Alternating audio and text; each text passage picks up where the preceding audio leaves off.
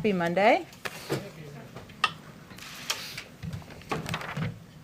Okay, just a couple of items at the top. And I know there's a hard out here for a gather time, so we'll work to get through as many people as possible. And if our friends in the front row could help with that so we can get to the back row, we'll come circle back around if that works. Okay, a couple things at the top. As you all know, the president is launching his Help Is Here tour to communicate directly with Americans about how the rescue plan is helping them and their families. The tour will make clear that help is here and that we're on the path towards crushing the virus and rebuilding our economy. A number of these pieces you know, but just to add a few more details. So tomorrow, the president will travel to Delaware County, Pennsylvania, to highlight how the rescue plan invests in small businesses, a key component of the package, including minority-owned businesses, so they can rehire and retain workers while keeping them safe. The vice president and second gentleman will be in Denver, also meeting with small business owners. So that will be a big piece we're highlighting tomorrow. On Wednesday, the First Lady will travel to Concord, New Hampshire to underscore how the American Rescue Plan provides $130 billion to help schools reopen. The second gentleman will convene a listening session in Albuquerque, New Mexico, with working women, including teachers. And Education Secretary Cardona will do a remote local media tour to talk about school reopenings. And I think you can see what the theme is of that day. On Thursday, the administration will showcase how the American Rescue Plan provides emergency aid to cover back rent, help homeowners catch up on their payments, and provide funding for families recovering from homelessness. And then on Friday, President Biden and Vice President Harris will travel to Georgia, as you all already know, to underscore how they and congressional Democrats fulfilled their promise in delivering $1,400 checks to finish the job of $2,000 in direct relief to millions of Americans. The second piece of, just the last piece I should say at the top, is many of you saw the news out this morning that Gene Sperling will be joining the team here to run point on the implementation of the rescue plan. I've known him for a long time, worked with him previously, but to give you a few highlights, Gene has spent more than a decade at the highest level of government, including a senior Treasury official and as the only person to serve as NEC director twice. As we've talked about a bit in here, there are a number of economic officials who will be playing roles in implementation, so he has especially an interesting and relevant background in helping pull all those levers.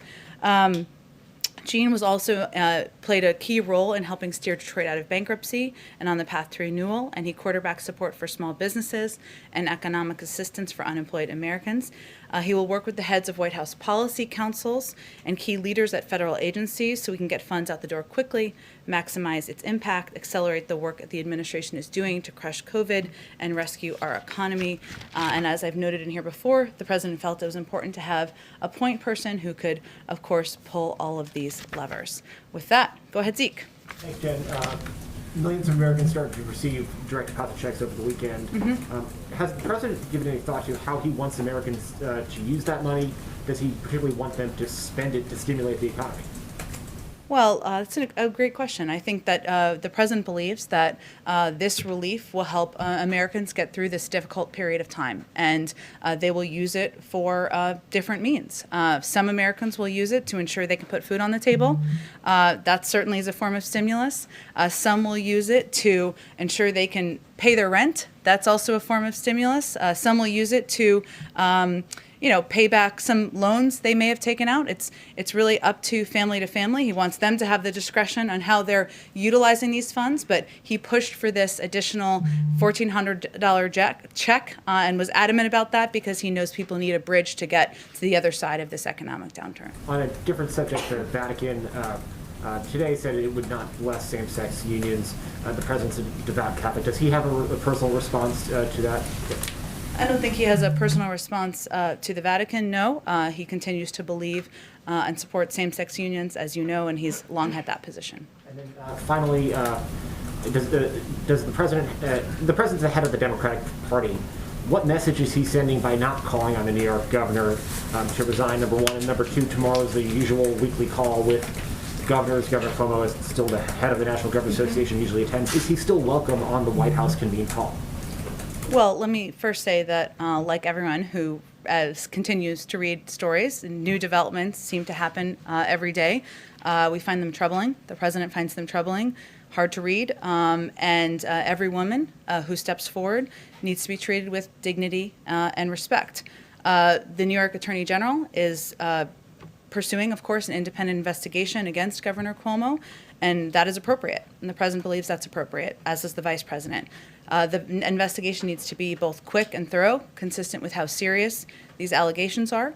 And of course, our objective, though, here continues to be to get the COVID pandemic under control. And we don't want the people of New York or any state to be impacted negatively. We will continue to work with a range of governors, including Governor Cuomo, who I would expect would join the call tomorrow. We'll leave that up to him. But in order to continue to coordinate on getting the pandemic under control and economic assistance out the door. Go ahead. Oh, we'll go to you, Steve, next. So go ahead.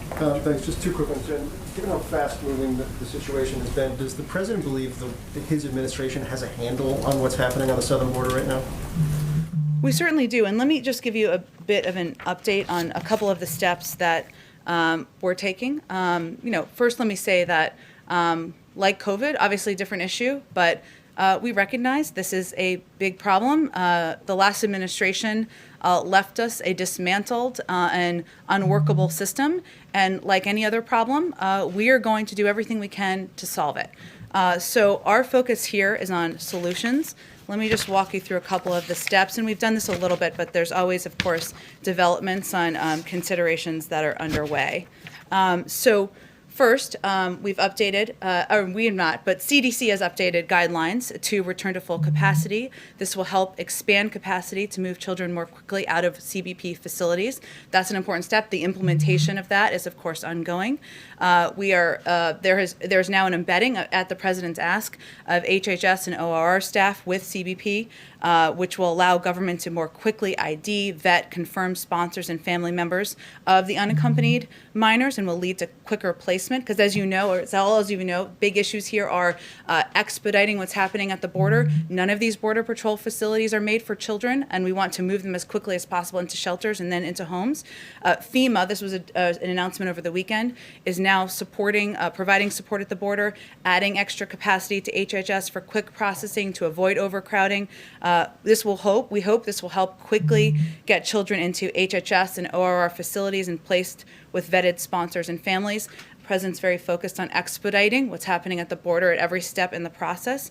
And then this happened on Friday, but it didn't receive there was a lot going on. So I just wanted to highlight, we rescinded the 2018 MOU between DHS and HHS, which we believe will encourage families and sponsors to come forward without fear of additional immigration enforcement. And we've seen this as an issue where family members or even sponsor families are worried that this will mean they will be tracked, and this rescinds that. We're also looking for additional facilities, and this remains a focus. So we recognize this is a problem. We're focused on addressing it. That's just 5 steps we're taking, and we're continuing to evaluate what additional steps can be taken to address the situation at the border. One more real quick. For the $130 billion in education funding, one of the big issues with past pots of ed funding is it will be obligated, but getting it spent takes time. Will that be part of Gene's mandate, ensuring the money's not just obligated, but it actually goes out the door to make the fixes that these schools need to actually get students back into place? He'll absolutely be coordinating with the Secretary of Education, Secretary Cardona, who's going to be holding an education summit soon. I believe it might be next week. I'm not sure if they've announced it yet, so hopefully I'm not getting ahead of them. And part of that is working with schools and school districts on identifying best practices and sharing them, figuring out how to ensure that the schools who need funding get the funding. There will be a requirement that schools who get funding have to do a report within 30 days of how they will reopen their schools. So a big part of the implementation, of course, it will be led by the Department of Education, but that is a pivotal part of the rescue plan and one the Americans strongly support, and certainly Gene would have a role in coordinating that. Go ahead. Jen, is Mexico doing enough to stem the flow of migrants across the territory? Across the territory from South America into Mexico? I think we work extremely closely with the country of Mexico on addressing what is a challenge for us and certainly a challenge for them. There's always more that can be done, Steve, and I think part of our engagement is having those diplomatic conversations and having discussions about what more can be done at all the borders. And separately, on North Korea, have you reached out to them to try to engage in dialogue, and have they responded in any way? I know there were some reports over the weekend on exactly that. And so I can confirm that we have reached out. We obviously have a number of channels, as we always have had, that we can reach out through. We also are focused on consulting with many former government officials who've been involved in North Korea policy, including from several prior administrations. And we have and will continue to engage with other Japanese and South Korean allies to solicit input, explore fresh approaches. We've listened carefully to their ideas, including through trilateral consultations. Our goal is, of course, diplomacy is always our goal. Our goal is to reduce the risk of escalation, but to date we have not received any response. Are you surprised by that they haven't responded? Well, Steve, as you know, because you follow this issue closely, and I know and have covered past administration, this follows over a year without active dialogue with North Korea, despite multiple attempts by the U.S. to engage. So diplomacy continues to remain our first priority. We have. I think you can all anticipate that there will be a continued expansion of engagement with partners and allies in the region, and this will, of course, be a topic of discussion. Go ahead. Yes. Can you bottom line for us again? What is the hope and expectation from this Help Is Here tour this week? Over the next couple of days. A big focus is we want to take a moment, or take some time, more than a moment, to engage directly with the American people and make sure they understand the benefits of the package, how they can benefit from the package, and how it's going to help them get through this difficult period of time in our economy and our economic recovery, and also give them a sense of how we're going to use it to help address the pandemic. We recognize that signing the bill is just a first step, and getting the money out the door, ensuring people know how they can benefit, how it will help their local communities is an important part as well. Fair to say you're trying to shore up the strong support for the law as it already exists.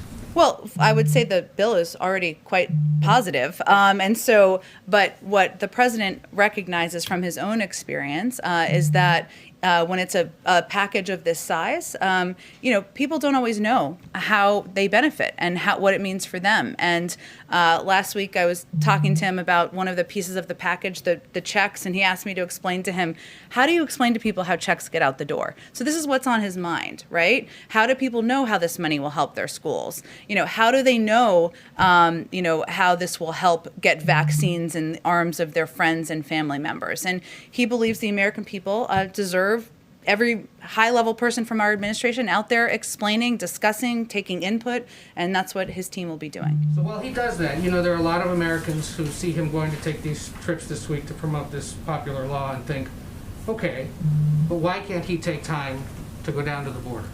You said last week, and you've said before, it takes a lot of resources to get him there. It's taking a lot of resources to get him to Pennsylvania and Georgia this week, the vice president out west. Why not take the time to schedule something to go there as well? Well, I would say, Ed, that his focus is on developing solutions, pushing his team, encouraging his team to develop solutions that will expedite processing at the border, that will open more facilities, that will ensure kids are treated with humanity and also treated safely, and that's his focus. And so that's where he's putting his efforts on immigration. And what is the status of allowing cameras into some of these facilities? We've been asking for weeks about whether or not the press will ever get a chance to see either the Border Patrol or the HHS facilities. We continue to support transparency, and from the White House, and DHS oversees some of the facilities, HHS oversees some of the facilities. I know that they're working through how to provide access in a way that abides by COVID protocols and also protects the privacy of people who are staying in those facilities. Just go one ahead. Cuomo thing. Has the president himself spoken to the governor? No, Has anyone here at the White House spoken to the governor? not that I'm aware of, no. Thank you. Go ahead. Thank you. First, a question about workplace safety. OSHA is up against a deadline set by President Biden to decide whether or not there need to be emergency temporary standards for COVID-19 safety for the next 6 months. Is there any concern that additional federal regulations might, and the cost of complying with them might be a burden on businesses already struggling to survive? Well, first, the president signed an executive order, which I know you're familiar with, but back maybe the third day he was in office, because he wants to ensure that workers are, of course, safe. He's asked the American people to do their part to help quickly beat the virus, and he has directed OSHA to determine if an emergency temporary standard was necessary to protect workers from COVID. So his objective is actually to protect workers and members of the workforce. The OSHA has been working diligently, but we, of course, believe they should have the time to get it right and time to ensure it's right. And so we're waiting for them to make a conclusion. And as the voice of the White House, how hard would it be to convince people in some states that are trying to open up quickly that there are new federal rules that they need to follow instead? Well, there are no new federal rules yet. We will let OSHA put out their guidelines, and then, of course, we will work to ensure that people understand why and that they support workers being safe, which I think even many owners of businesses would support. And then on immigration, does FEMA's arrival at the border mean that the administration feels what is happening down at the border is a disaster? I know that we always get into the fun of labels around here, but I would say our focus is on solutions, and this is one of the steps that the president felt would help not become a final solution, but help expedite processing, help ensure that people who are coming across the border have access to health and medical care. Clearly, the numbers are enormous. This is a big challenge, and it certainly is a reflection of using every lever of the federal government to help address that. With FEMA, though, specifically, their mission is helping people before, during, and after disasters. We've heard you say that it's a problem, that it's a challenge. Is it now a disaster? I appreciate the opportunity. I do like your mask. But I will say that FEMA is there to help ensure that the people who are at the border, who are coming across the border, have access to HHS and ORR shelters, that we can swiftly place them with vetted families. They're playing a number of roles there to address what we feel is a significant problem and a significant challenge. And I think we haven't been hiding about that. And then just a quick final one. DHS said that the FEMA plan for 90 days would be to receive, shelter, and transfer unaccompanied children. Does that mean that the federal government now is moving beyond the message from the last couple of weeks, which was now is not the time to come? No, we are doing both, and it's a complicated problem, no doubt about it. We are sending the message clearly in the region. Now is not the time to come, but also we want to ensure that people are treated with humanity, who are children, who are unaccompanied children. That's who we are as a country, and so we are doing both. Go ahead. Thanks, Jen. Hey, given what we're seeing at state legislatures in terms of tightening voting restrictions, some groups are saying that the White House should consider reprioritizing voting rights over infrastructure. Is that something that's under consideration here at the White House, to reprioritize and focus on voting rights next, now that the ARP is out? Well, first I would say that HR 1, as you all know, has passed the House. S1, I believe, will be I think, put forward officially later this week, or that's what reports suggest. We are working closely with senators who we've engaged directly with on this, with staff, and we are very deeply engaged in working with members of the Senate and their teams on how this can move forward. I wouldn't say one is over the other. Voting rights and ensuring people have access to voting, that it is easier, not harder, is a core priority for the president. That's why his team is so engaged in this process. And of course, investing in infrastructure, ensuring that we can create good, clean energy, union jobs is also a priority. You have to walk and chew gum as President of the United States, and certainly he believes both are imperative and important. And then on infrastructure, is there concern that any tax increases on as related to the package that would slow down economic growth at all? Well, there isn't a package yet, right? I know there's lots of conversations in Congress, and we're certainly working very closely with them and consultations. And obviously, the president will have more to say about what he wants to pursue next as part of his Build Back Better agenda.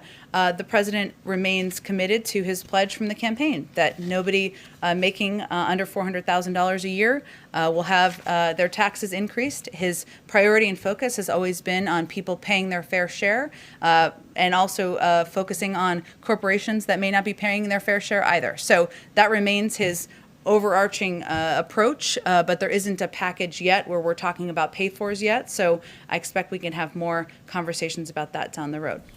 Go ahead. Jen, thanks. 2 questions. One, the Treasury Secretary said yesterday that a wealth tax is something you haven't decided on yet and can look at. Mm-hmm. Is that on the table as an approach to pay for some of the next round of plans from the president? I know Senator Warren has put forward a wealth tax, and the president shares her view that middle-class families are paying more than their fair share, and those at the top are not doing their part. So certainly he has that shared objective. He laid out during the campaign his own plans for fixing this, which are different from Senator Warren's, but certainly as we get to the point about discussing taxes and tax reform or reforms of the tax system, that they share an objective. But is that, just to be clear, the Treasury Secretary said it was something you haven't decided on yet. Is that accurate? Well, I think it's how to pursue it. What I'm conveying is that there is a shared view that those at the top are not doing their part. Obviously, that corporations could be paying higher taxes. That continues to be consistent with what the president talked about. He had a different proposal he put forward than the one Senator Warren has put forward, but you know, as is always the case with democracy in action, when it's the appropriate time, I'm sure they'll discuss, and he will discuss with others what their views are of how to address this moving forward. And then also, the EU is starting legal action against the United Kingdom for not honoring Brexit conditions. Does the U.S. support this action, and is the president particularly concerned given his support for the Good Friday Agreement? Yeah. Let me see if I have something on this for you, and if not, I'm happy to get something for you after the briefing. We continue to encourage both the European Union and the UK government to prioritize pragmatic solutions to safeguard and advance the hard-won peace in Northern Ireland. We would, of course, encourage you to speak to those governments directly about any legal actions. President Biden has been unequivocal in his support for the Belfast Good Friday Agreement. This agreement has been the bedrock of peace, stability, and prosperity for all the people of Northern Ireland, and we also welcome cooperation between our British and Irish counterparts on the Northern Irish Protocol. Go ahead, Hans. Just quick housekeeping one. Sure. When does Gene start? Let me see what I have here for you. I do know he's currently in California, and so he'll be working remotely for a period of time until he has his vaccine. Let me see if I have a timeline for him. I'll check on that for you, Hans. Just a quick follow-up, and maybe I'm too, but will he be in the West Wing or the EOB? Where will his office be? Yes. Well, he will be working remotely for some period of time. His title will be White House American Rescue Plan Coordinator and Senior Advisor to the President. Try to fit that on a card. I don't know. Long one, but impressive. He'll work out of the White House and have a team working with him. In terms of where his office will be, I'm not sure that's been formally determined quite yet. Okay, and then Zeke's question is sort of, does the president have any opinions or sort of thoughts on how Americans should be spending, that they're getting their stimulus checks? More broadly speaking, all this money is going to be coursing through states and localities, cities.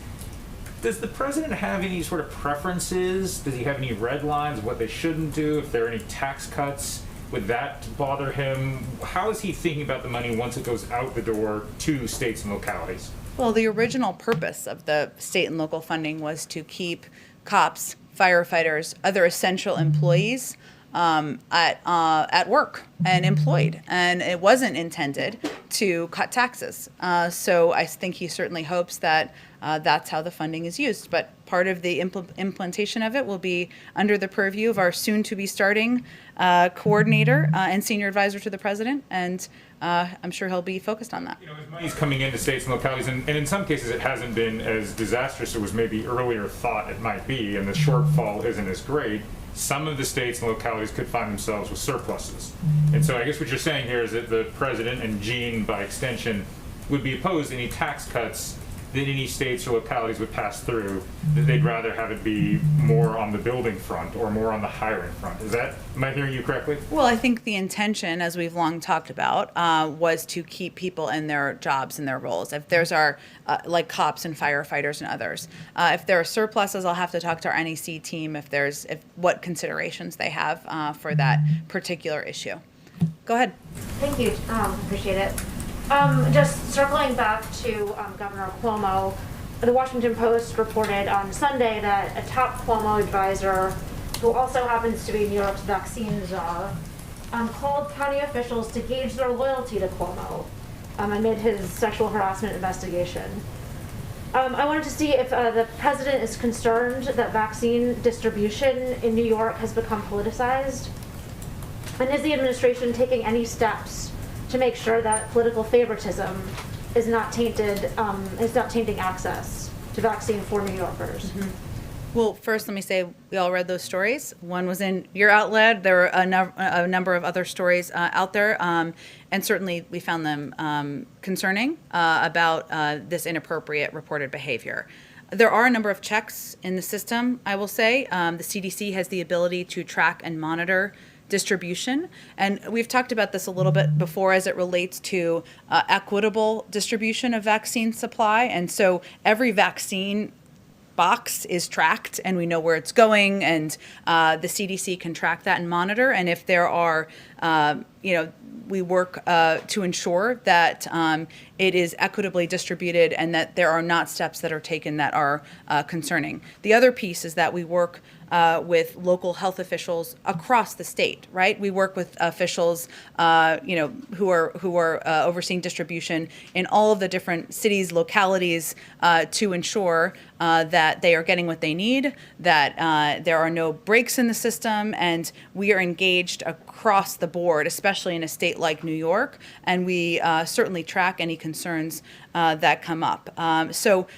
There we were concerned, of course, about the reports of this inappropriate behavior, but we also have a number of steps that are already in the system to ensure that the people of New York, the people of any state, are getting the vaccines distributed fairly and equitably. So given those reports over the weekend, did you take any extra steps to take another look at, especially at New York?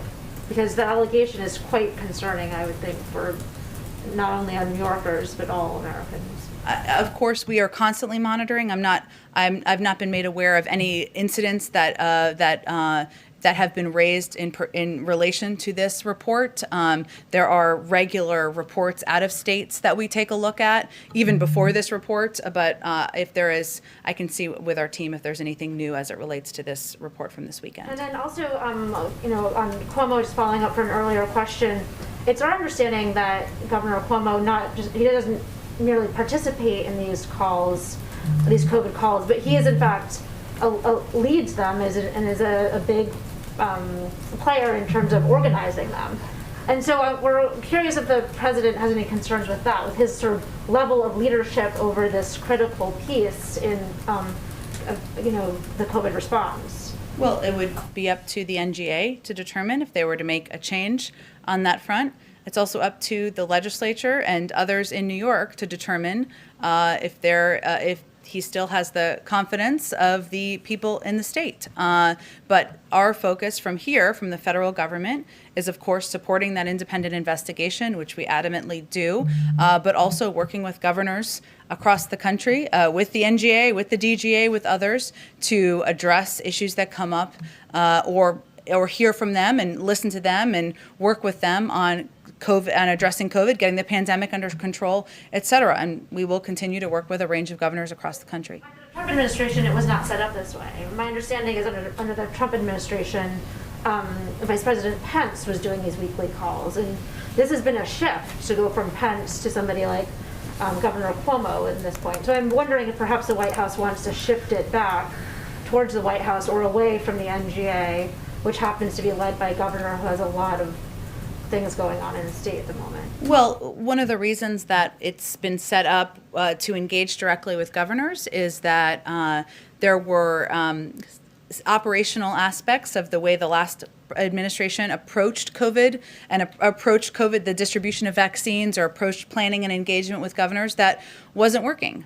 They didn't feel they had the information they needed. They didn't know when they were getting vaccine supply. And our effort was to work much more directly in a range of means, in a range of ways, up and down the ranks in these states to ensure that we were addressing the local needs as they came up. So I'm not aware of any plan to shift that approach. Comfortable with Cuomo essentially leading these weekly calls?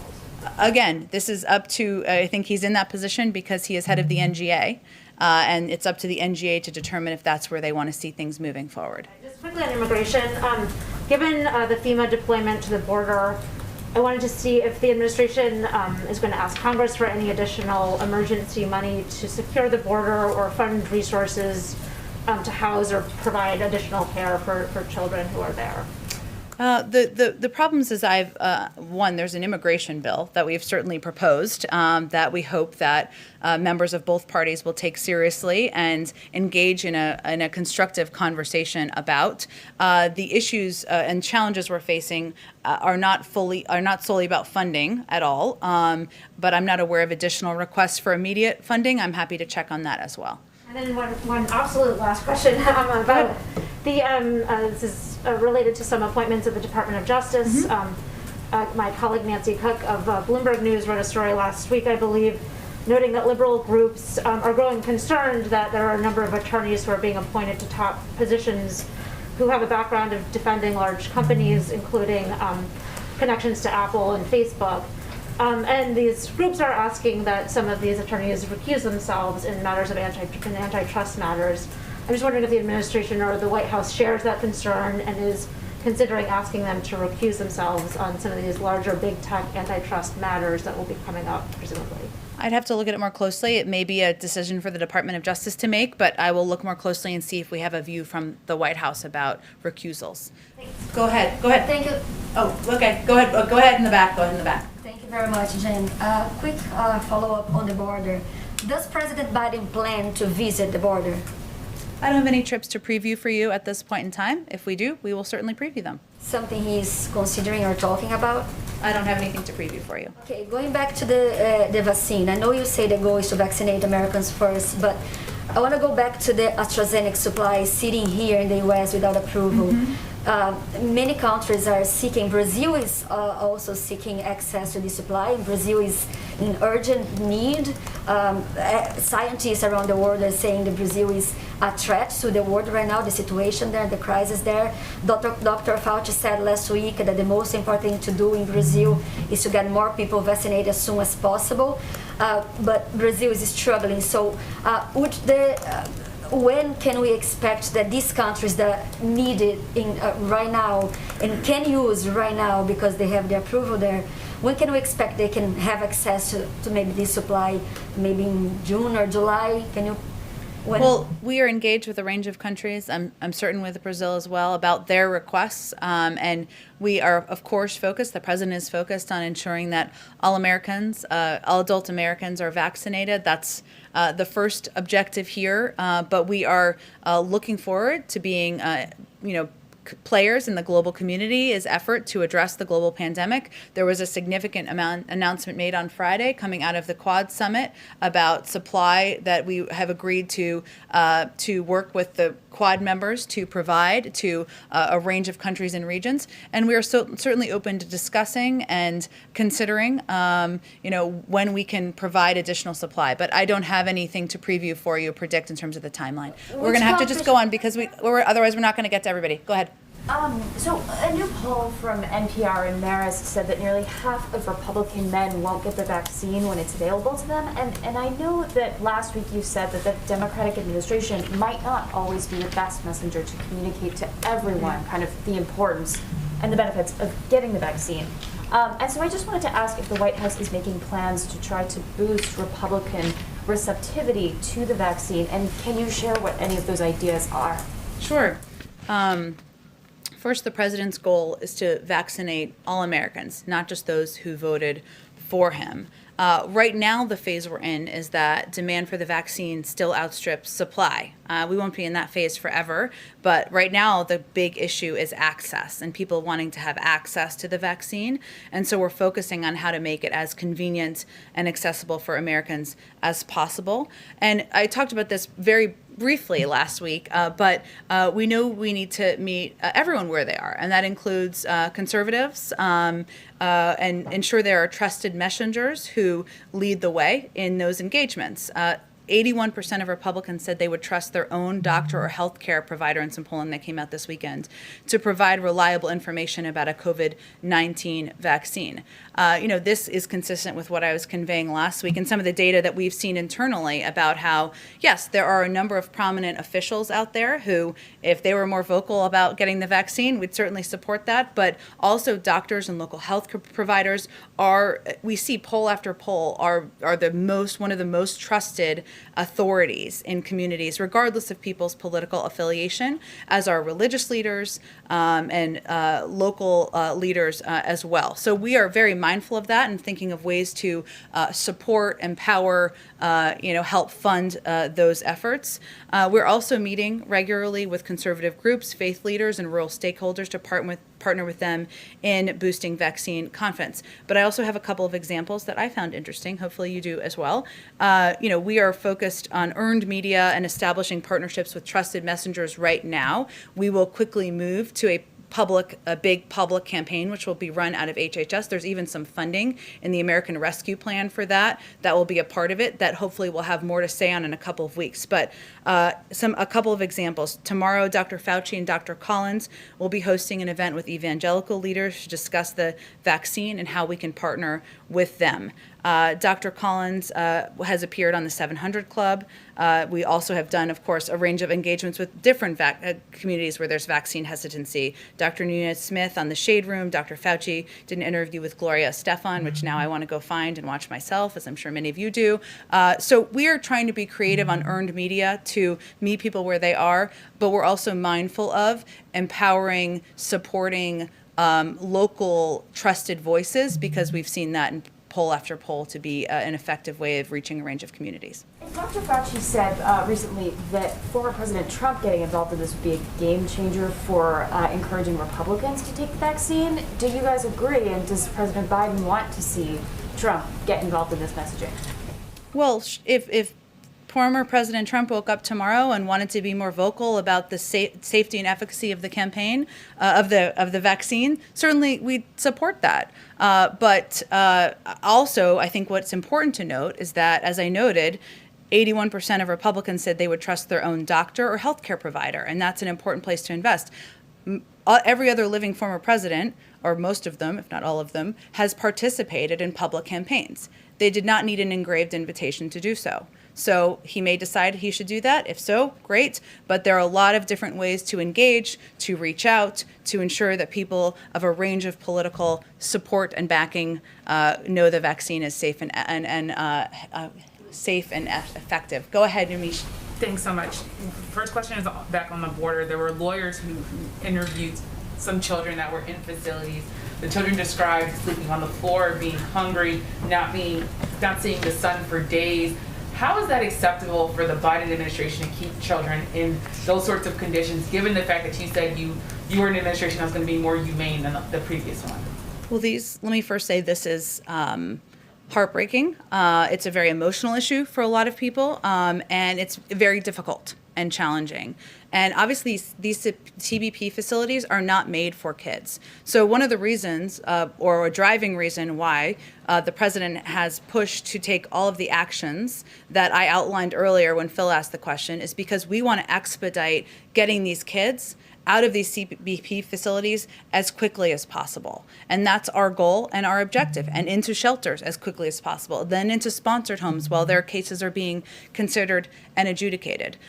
We are trying to work through what was a dismantled and unprepared system because of the role of the last administration. It's going to take some time, but we are very clear-eyed about what the problems are and very focused on putting forward solutions. And I understand the idea of these facilities not being designed by children, but children being hungry, sleeping on the floor, not being allowed outside for days at a time. Why is that acceptable to go on even for one more day? Why is that something that's not being outlawed right now? How is the administration not stopping that today? Well, Yamisha, it's not acceptable. But I think the challenge here is that there are not that many options. So the options are, and we have a lot of critics, but many of them are not putting forward a lot of solutions. The options here are send the kids back on the journey, send them to unvetted homes, or work to expedite moving them into shelters where they can get health treatment by medical doctors, by educational resources, legal counseling, mental health counseling. That's exactly what we're focused on doing. And this is an across the administration effort that we are committed from the top to making changes on as quickly as possible. You just talked about vaccine hesitancy. I know you said that there are going to be resources for Dr. Fauci and others in the administration to go out and reach out to trusted sources. Based on polling and conversations with experts, the government is not the answer for reaching a lot of the GOP men in particular that were found to be hesitant of the vaccine. Is it a waste of time to have those officials go there? And are there other things that the government should be doing that maybe are different than having the face of the people that many of these voters don't trust being the ones talking to them? I don't mean to cut you off, but I think I just answered this exact question earlier with some of the specific steps we're taking and examples of people we're putting forward in our efforts to empower, support local medical doctors, experts who are very powerful and impactful voices in a range of communities. So that's exactly what we're doing, and I could not agree with you more. We agree with you, that we are not always the right voice, the Biden administration or somebody standing at this podium to a range of conservative communities, and we have to meet people where they are, which is why we're taking a number of approaches and using a number of tactics. Of black leaders, some black experts saying that there was too much focus on the hesitancy in the African American community, and that might be used as an excuse for not having enough access to black people in this country, that this administration and others focus too much on black people and their hesitancy for the vaccine. I may not be understanding your question. We're not I would say this, leaders say that black people's hesitancy to the vaccine might be used as an excuse for low vaccination rates as well as access to the vaccine. So there are some that are saying when you talk too much about African American people and their hesitation to the vaccine, that then becomes an excuse. Those are the arguments that African American leaders and others are making right now. An excuse within the community or an excuse for us? Yeah, an excuse for the administration and others to say black people aren't getting vaccinated at higher rates because they're hesitant. I would say that we just look at the data. Our objective is to ensure that all American adults have access to the vaccine, are vaccinated, and that we are doing everything we can to reach communities and people where they are. So our approach has been based on the data and the statistics we were looking at. We have taken a number of steps, including putting forward supporting more community health centers. Now there are 900 mobile clinics to get into communities, mass vaccination sites to ensure that the vaccine is accessible and in a range of communities where we did through data see hesitancy. So I would just refute that. I don't think that's an accurate description of our approach. I know we have to wrap this up here because I think you guys have to gather for the event, but. Just while you were up here, there's some news out of Dallas that CBP and FEMA are setting up a detention center at the convention center that can house 300 migrant children, 3,000 migrant immigrant teenagers.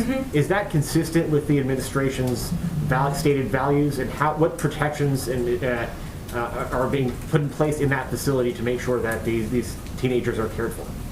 Well, I'd have to look at the specific report. I would say that we have been looking at additional facilities to open, to move children, unaccompanied children, into facilities where they can receive access to health care, educational resources, mental health resources, legal resources, and certainly we would ensure that we are meeting the standard that we have set out, but I'd have to check into those specific reports since they happened while we were up here. Thank you, everyone.